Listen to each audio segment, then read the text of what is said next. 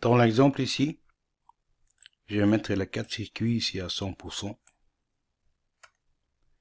et enregistrer dans un exécuteur. Store dans un exécuteur vide.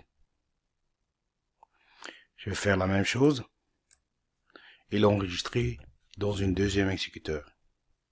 Store ici.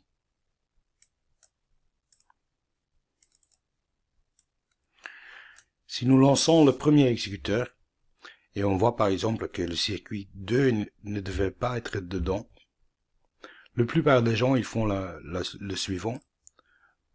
On sélectionne le 2, on le met à 0 et on voit ici qu'une mise à jour peut être faite.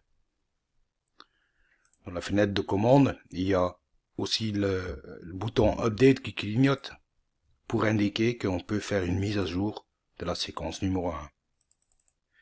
Si on vide le programmeur, on voit bien que dans cet exécuteur, maintenant, il y a des valeurs pour 1, 3 et 4 qui sont à 100%, mais il y a aussi une valeur qui est enregistrée pour le circuit numéro 2 qui est à 0. Par le settings de défaut pour les exécuteurs dans la MA3, la conséquence c'est que si les 4 projecteurs sont allumés depuis un exécuteur et on lance la 2, on lance l'exécuteur numéro 1, pardon, on voit bien que le circuit numéro 2 va dimmer jusqu'à 0%. Pour éviter ceci, il vaut mieux renlever le circuit 2 de ce mémoire-ci. On sélectionne le circuit numéro 2, on fait une activation de sa valeur de dimming, on peut le mettre à 100% ou n'importe quelle valeur, et on va dire de l'enregistrer dans le même exécuteur en disant remove.